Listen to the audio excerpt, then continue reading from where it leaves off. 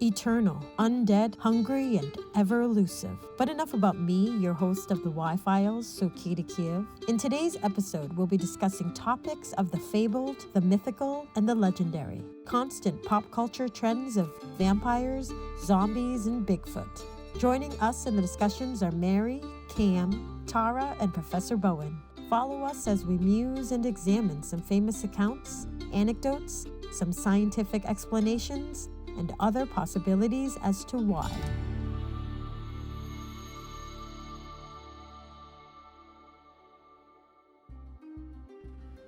Blood-sucking monsters have been a part of folklore spanning multiple cultures, dating as far back as prehistoric times. There are many creatures that share the common attributes of a vampire, feeding on the vital essence of the living, generally in the form of blood. Bloodthirsty birds called strigas were found during times of the ancient Greeks. In ancient Mesopotamia, they were called lamashtu, monsters with the head of a lion and a body of a donkey. Stories from Asia describe beings in the form of women who would detach her head from her body, vertebrae still intact, floating in the air seeking human prey to suck blood from.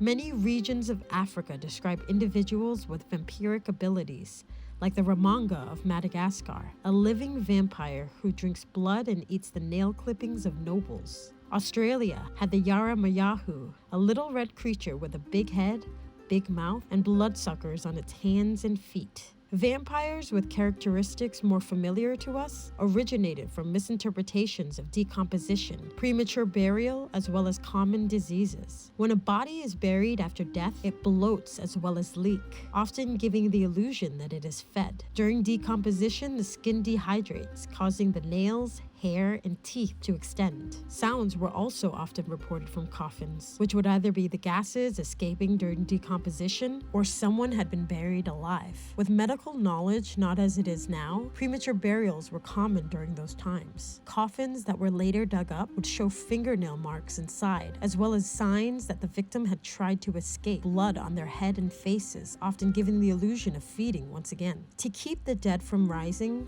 bodies were buried with garlic, poppy seeds. They were staked, beheaded, and burned.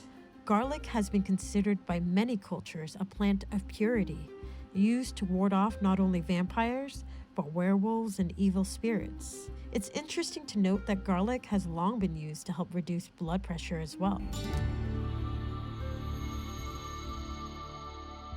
Do you guys believe that vampires exist or have existed? Vampires I don't believe in. I don't think they exist. I think we'd have more evidence.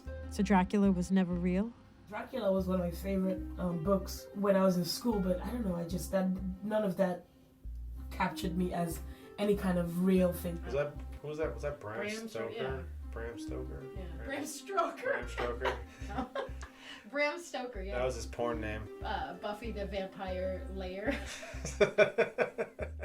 Bram Stoker's Dracula first appeared in the 1897 novel of the same name. He is perhaps the most famous vampire of all time. Yes, even more than Edward. Believed to have been inspired by the 15th century Wallachian Prince Vlad the Impaler, who was also known as Dracula, Vlad Dracul. He is a character that appears quite frequently in pop culture. The word vampire came from Slavic folklore 800 years prior to Bram Stoker's Dracula, originating from Old Russian upir in the 11th century. Vampire mass hysteria had spread in the 18th century due to conflict between the Habsburg monarchy and the Ottoman Empire, with Serbia caught in the middle. Because of this, reports of their unusual burial rituals described earlier were widely publicized during this time. It led to works such as The Vampire by William Polidori in 1819, Carmilla by Joseph Sheridan Le Fanu in 1872. These works influenced Stoker's Dracula, which wasn't a success during his time,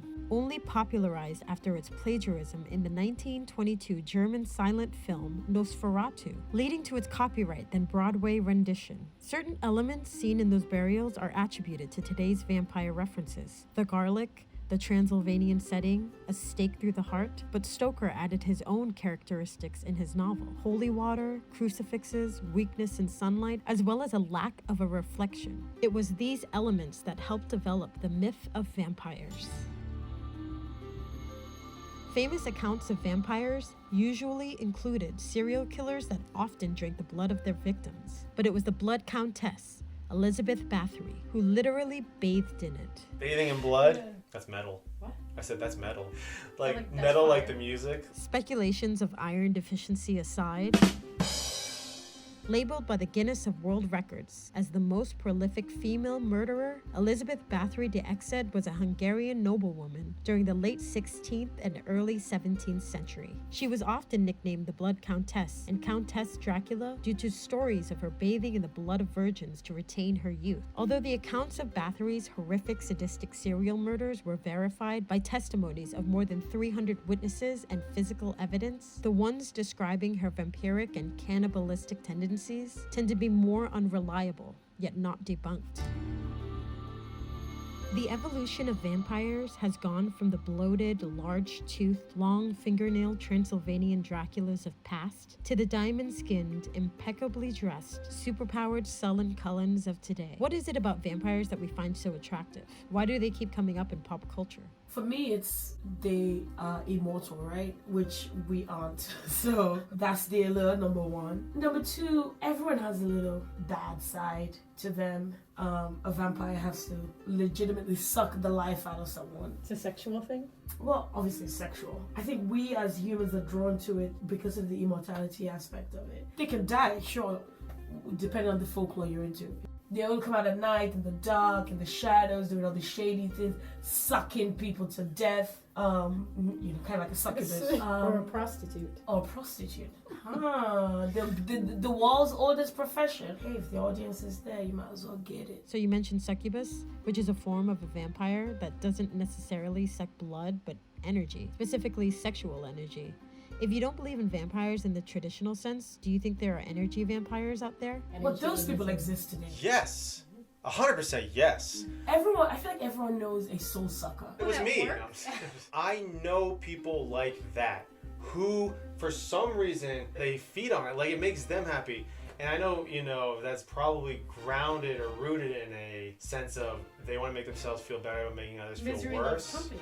In that sense, yes, absolutely. I believe there are people like that. And I don't understand it. Yeah, there's no need to worry about energy vampires. They exist. They're right here with us.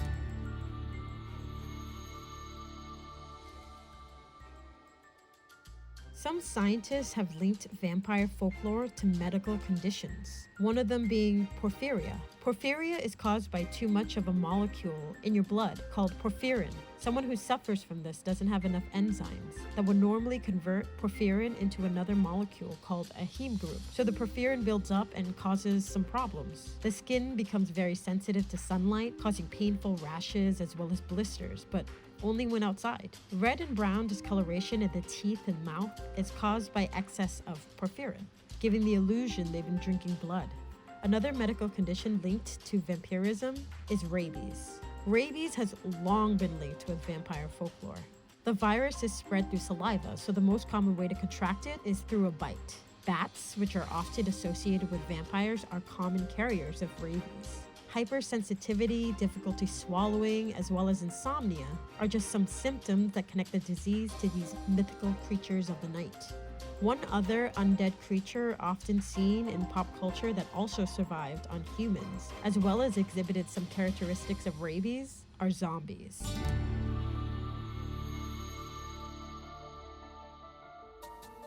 Viruses can enter the body and affect cells in many, many ways. With rabies, it can enter the body and lay dormant for years. The connection between infecting a person through a bite definitely says vampire, but the side effects of rabies like hunger, aggression, confusion, hyperactivity, excess salivation, and partial paralysis screams zombies. What do you think, Tara? Could zombies ever be a real thing? So there's that game, The Last of Us, that's based on this fungi. It's called the cordyceps fungus. It affects carpenter ants mostly, and I guess what happens is the spores will infiltrate the ant's body. Like, the brain is left alone, but I guess the fungus kind of takes over the ant's body, and so it takes over so much of the ant's body that it kind of controls the ant to climb up to a tree and kind of hang off from branches or something, and then it'll just kind of die. The ant will die, and then the spores will be released everywhere, and it'll affect people. In the game, it does affect the brain, I think, and so the problem is it infects someone, it inhibits their like kind of thinking, then it takes away like their eyesight because it covers their face. After the Haitian Revolution in 1804, zombies became a part of Haiti's folklore, often seen as a metaphor for a hard life without reward, a loss of control, or loss of faith. Zombie comes from the Congo word for soul, Nzambi. In the voodoo religion that grew in the midst of old African traditions and the harsh conditions of slavery in Haiti, people die in one of two ways, naturally or unnaturally, through sickness in God's will or murder. The Boko or Plata, a voodoo witch or sorcerer, used magic for either good or evil. The evil was often to reanimate the dead as free labor or whatever their nefarious bidding. Essentially, these zombies were given a potion, a poison extracted from pufferfish, tetrodotoxin, a potent neurotoxin. Giving the illusion the person is dead, they would be buried or later dug up by the Boko. Whenever the neurotoxin started to fade, they would just be fed more and more. One other real-life zombie-like reference was the attack of the Dead Men, a battle in the Eastern Front of World War I on August 6, 1915. According to Wikipedia, the incident got its name from a bloodied, zombie-like appearance of the Russian combatants after they were bombarded by the Germans, gassed with a mixture of poison gases, chlorine and bromine. The 13th Company of the 226th Infantry Regiment were the surviving defenders. The gas mixed with the water in the air and the water in the lungs turned the chlorine into hydrochloric acid, which began to dissolve the lungs and throats of the soldiers. Their surviving soldiers, ranging from 60 to 100, led by Sub-Lieutenant Vladimir Karpovich-Kotlinski, fought against the 1,000 German soldiers. Their tenacity, as well as their frightening, decomposing, zombie-like appearance, terrified the Germans, who quickly fell back. With the Germans' retreat, the Russians waited in the fort for reinforcements. I can only imagine what they looked like, not far off from how Hollywood portrays them. What do you think zombies look like? When zombies were kind of first conceptualized, it was like very slow, lethargic zombies. And so the thought at the time was, oh, these zombies are basically the dead being brought to life. And so they've been going through rigor mortis. So the body is stiff, and that's why they're so slow and yada, yada, yada. And lately we've been seeing faster zombies. And I think it's more because we've been more leaning towards like, oh, this zombie is caused by a virus or it's caused by a fungus. So like the zombie is technically still alive, but the human loses all mental capabilities, and so they're able to kind of use the human body and like sprint and like lift things like super strength.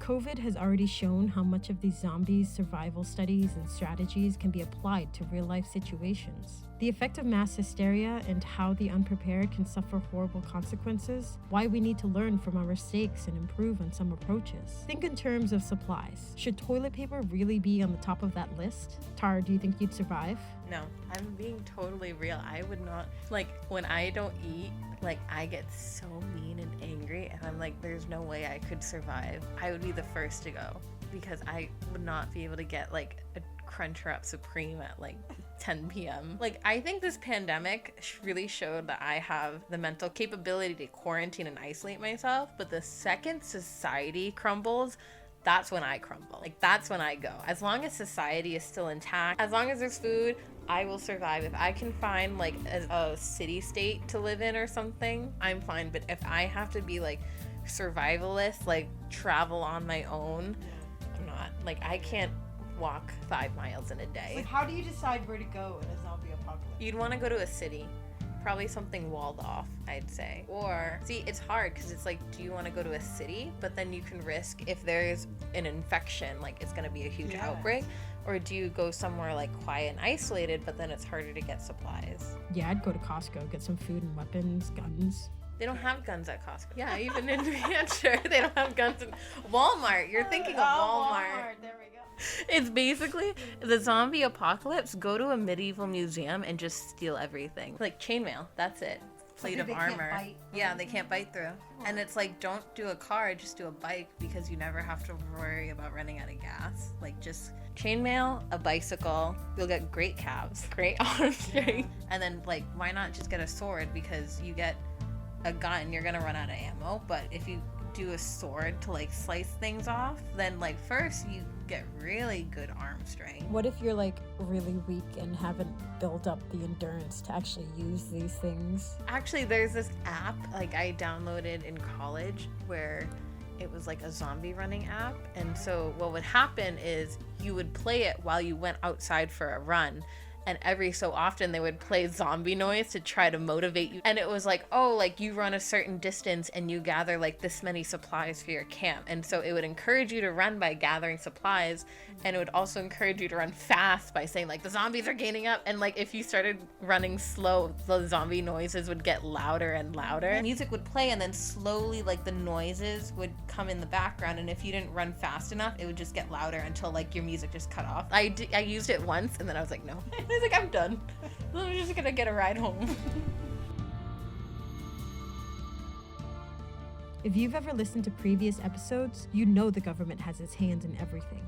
The possibilities of a zombie takeover is no different. The U.S. Department of Defense Strategic Command has a document that describes a plan for defending against zombie attacks. It's called the Counter-Zombie Dominance, also known as Con Plan 8888. It is primarily used as a training exercise to create a non-specific invasion contingency plan. The document explicitly states that it was not actually designed as a joke. I can understand that. Just substitute zombies, or PZ, pathogenic zombies, one of the many used to describe the different scenarios in the training, with COVID. I'll leave you to ponder whether defense against actual zombies would have been more effective. Much like our last topics of vampires and zombies, with Bigfoot, different cultures found in every single continent have an equivalent. There's the Yeti, skunk ape, Almas, Yowie, and Yeren. The common name Sasquatch comes from the Salish word Sasquatch, while the Algonquin of the north-central region of the continent refer to them as Witgo or Wendigo. Bigfoot, or Sasquatch, is one of the more popular cryptids. One of the earliest recorded sightings of Sasquatch occurred in 1811 near what is now Jasper, Alberta, by a fur trader named David Thompson. They are reported primarily in the Pacific Northwest. So, Professor Bowen, what are they? You know, there are lots of different names for the reference to such creatures or entities all around the world.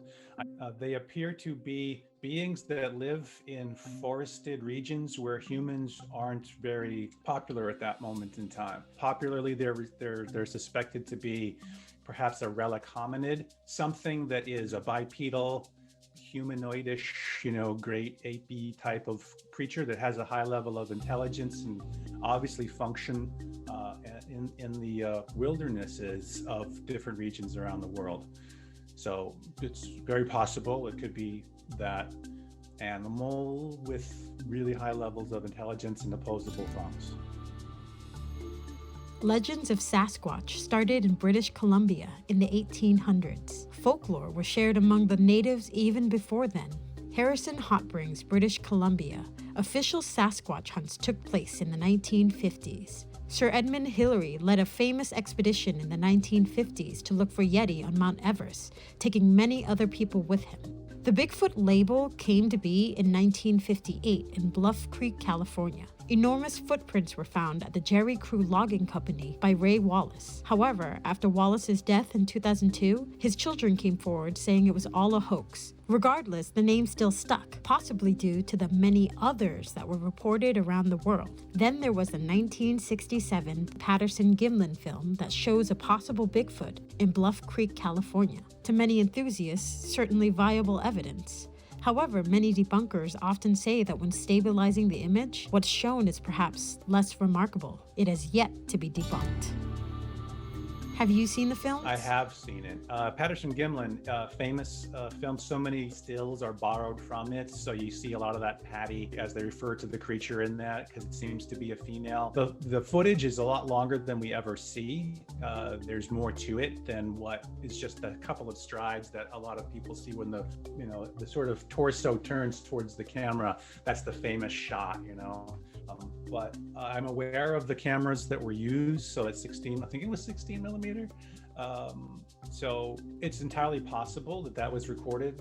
I don't believe it to be a hoax, simply because there were a lot of what people would call like charlatans back in the day. and they were sort of what we call snake oil salesmen, and they would have these sideshow, like, come in, give me a nickel and you can take a look at this thing. And they're still out there today, but not as popular as they were in the 20th century. So again, it's interesting to talk about. I don't know enough to be able to say scientifically one way or another, but it seems legitimate to me.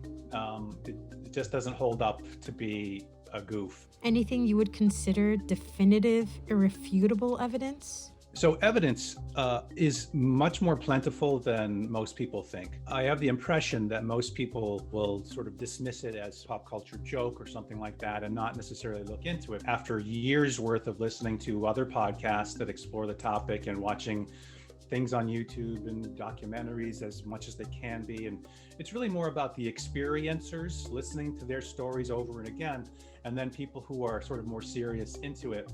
The number of casts of footprints is astounding. I mean, there actually are many. Software can do a lot of cool things these days, So yes, it's doable, but who's gonna waste their time doing that? Like, that's a big question I have. Like, who's got so much ample free time that they're just gonna sit around, do really good quality work for a LARP? You know what I mean? It's like, if they are faking it, I feel sad. It's like, please put that energy and creative effort into something else that could benefit, more or less in positive ways. Irrefutable? No, nothing. I mean, there's video clips. I've seen lots of different video clips, and you could say, well, sure, that could be, or it could not be.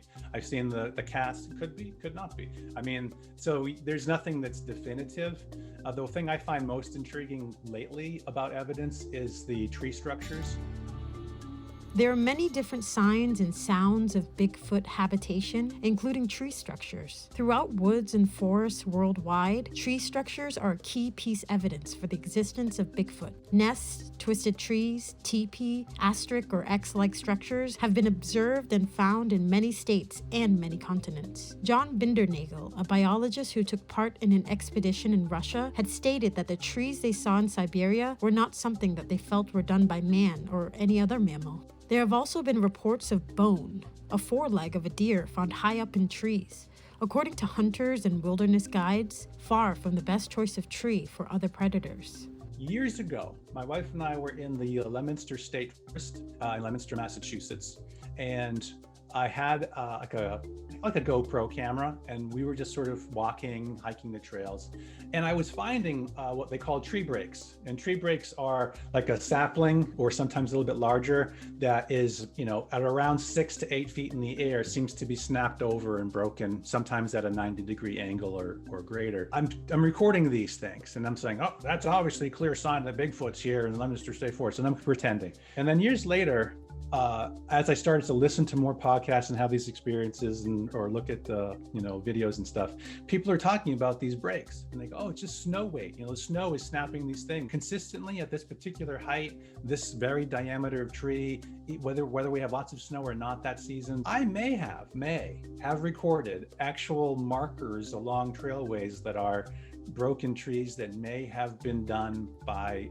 a being in the forest. I'm goofing on it, but at the same time, I may have documented something that could have been caused by that. As mentioned earlier, the footprints found in 1958 weren't the only ones. Jeffrey Meldrum is professor of anatomy and anthropology through the Department of Anthropology at Idaho State University. He is an expert on foot morphology and locomotion in primates. Although he was skeptical at first, he believes there is a possibility of a large primate in the American forests. Dr. Meldrum has compared casts from many different sightings. He's mentioned the commonalities in them, in particular the dermal ridges, skin folds at joints, and vertical stress creases. Perhaps the most important was the presence of mid-tarsal breaks not found in Wallace's hoax in 1958. Mid-tarsal breaks are common among apes and not found in humans. The Bigfoot gait is also not something that resembled any known primates and is highly unlikely that it is human-made. You've mentioned that you have your own experiences? I had 2 odd things occur. One was a feeling, and then the other was an auditory experience along with feeling. I've been thinking about how to micro-encapsulate it. In the center of Massachusetts, there's the Quabbin Reservoir. There's a place that has a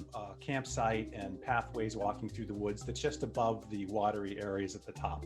3 or 4 years ago, my wife and I took our dog to go walking. So we went to this campsite place, and at the time there were no campers. There's a road, and then you park, and then you walk much further through pathways just to get to the campsite area, and then beyond that it goes down a hill towards the actual edge of the reservoir water. We went through the campsite, again nobody there, and we're walking as if we're going to head down to the water's edge. I couldn't see it because of trees and foliage and whatnot, and it's further down, and we're having a perfectly fine time. But as we're walking on this one path, and I just have this reason to be looking to my right, and all around us is just sort of woods, you know, but to the right there's a little gully with some water stuff in it, and then there's like a little hill. My attention for some reason keeps getting drawn over to up this little hill to my right. So we stop at one point for whatever reason, and both my wife and I are standing staring out at this hill.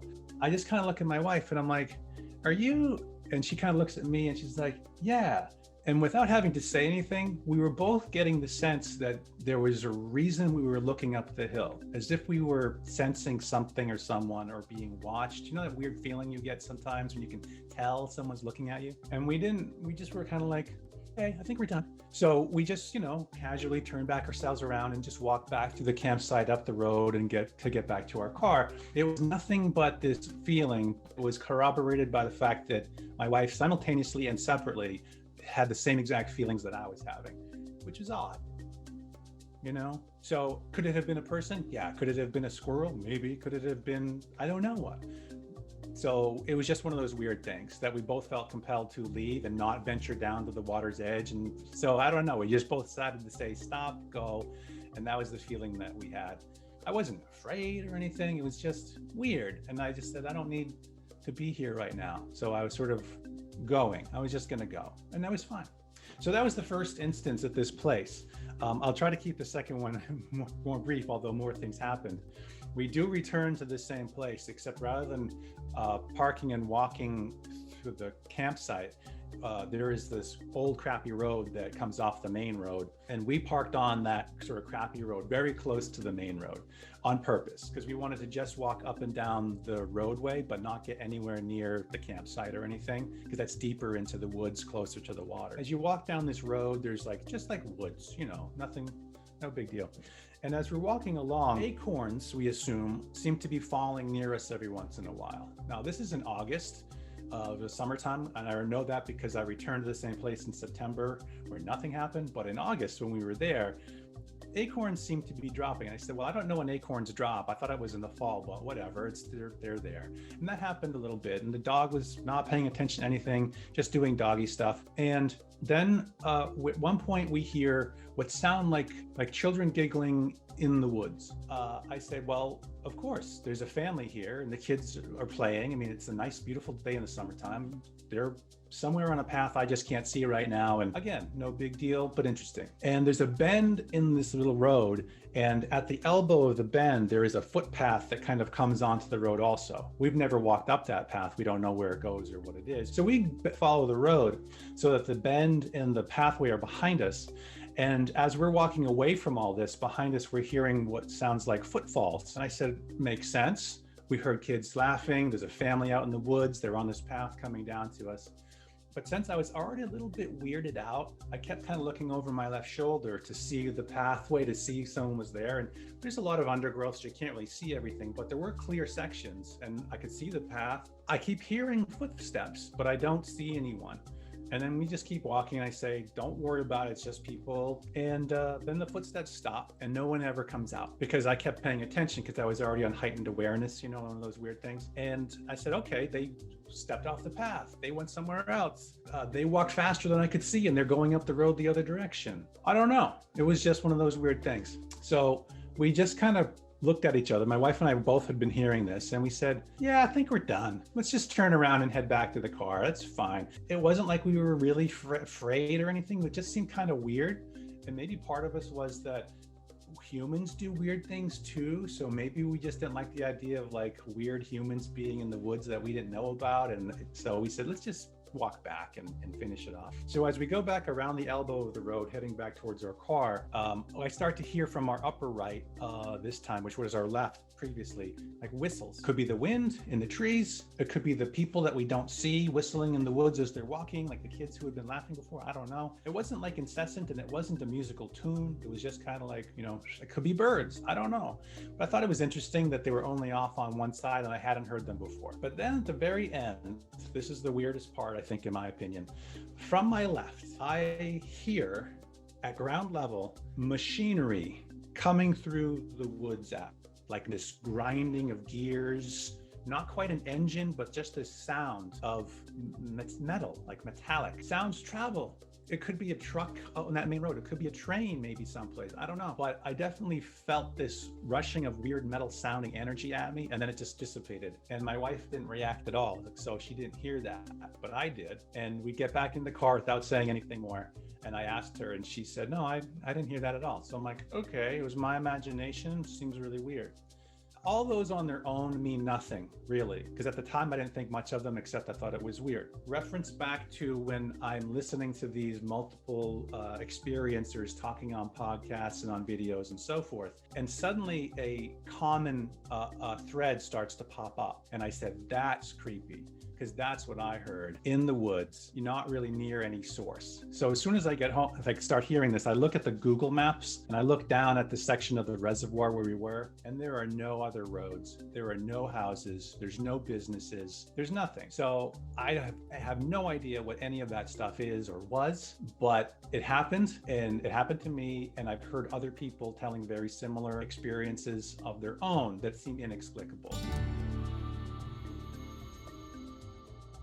Some believe these creatures could be descended from Gigantopithecus, 9-foot-tall creatures that walked among our human ancestors and are distant relatives to orangutans. There are 3 species of these giant apes. Earliest dates back to the Miocene Epoch, about 9 million years ago. Then there's the Gigantopithecus blacki. It was the largest and most recent. It lived about 2 million to 1,000 years ago, during the Pleistocene Epoch, found around South China and Vietnam. I suppose it's like how dragons owe their origins to dinosaur fossils. Could these cryptids be the same in regard to Gigantopithecus? Could the extinct primate actually not be extinct, and there are descendants of them hiding around? The Gigantopithecus blacki lived during the Pleistocene, also considered the Ice Age, which often ebbed and flowed constantly. Maybe because of this fluctuation, they needed to make a change in habitat. Scientists have said they went extinct because the grasslands grew and the last of the forests in Southeast Asia disappeared. And so maybe they actually migrated to the Pacific Northwest after crossing the ice bridge. There's also something called the quantum Bigfoot theory, proposed by Ron Moorhead. He states that these creatures live in the 5th dimension. We live in a 3-dimensional world. When visiting us, they need to conform to our laws of physics. When moving between these dimensions, when phasing through the plasma-filled 4th dimension, that's when they begin to become harder to see, shrouded, hidden, camouflaged, and elusive as hell. There are countless theories surrounding Bigfoot and its relatives, and until we find some proof, it'll only grow.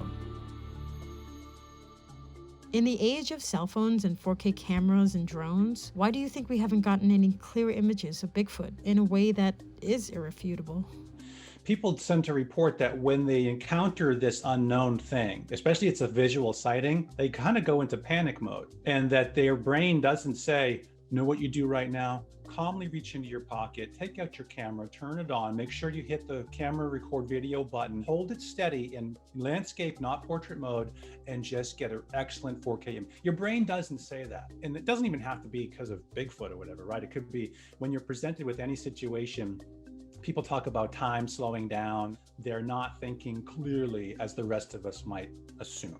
I just feel like your mind's on other items, like fight or flight situations. So why do you think we aren't looking more into this? There was Melba Ketchum, Dr. Ketchum, who did the DNA study. And from what, again, I don't look into it deeply, but from everything that I've heard, there was the study done that multiple laboratories yielded the same results. And they said that they could break down to the mother's DNA, and they understood a human. But the other contributor, the other part of that to make, the zygote and everything, whatever, they had no catalog the DNA didn't exist on the planet Earth. And that got squashed real hard, real fast. That doctor was basically laughed at and dragged through the mud, but she was a real person who did real high-level DNA lab studies for many years for reputable everything. And then instantly she does one study about Bigfoot and she's like, no more, doesn't exist. So I think if there are people who are involved on the scientific level or just regular folks, you're not encouraged to talk about it because you get laughed at, you get ridiculed, you get dragged through the mud, you could have your career ruined. There's no real impetus to want to talk more about it. Now, I mention it to my students and we sort of goof around about it, but I think that they're out there. I just have no proof, and I'm not necessarily going to go hard searching for it because on one level, I want them to be there and unbothered. I don't need humans to go in there and mess things up. Let them live as they have maybe for thousands upon thousands of years. I don't know. An analogy is presented in Carl Sagan's The Demon-Haunted World for the concepts of the burden of proof, or falsifiability and testability. However, when it comes to falsifiability, even some physicists and philosophers believe it's time to reconsider the notion. When it comes to Bigfoot, perhaps only time will tell. I mean, the world is a mystical and magical place. And I think humans have a lot of, is the word hubris? They think they know a lot more than they do. I believe that the natural world has a bazillion more tricks up its sleeve than we could ever start to really understand. There is a scientific research organization called BFRO, Bigfoot Field Researchers Organization, that was founded in 1995. They are composed of scientists, journalists, and specialists focused on various aspects of the Bigfoot phenomenon. They look into accounts and conclusive documentation of the species' existence. They process through incidents and reports, whether it's faulty accounts of eyewitnesses and/or misidentification. Hopefully one day they will gather enough empirical data and physical evidence to prove or disprove the existence of Bigfoot.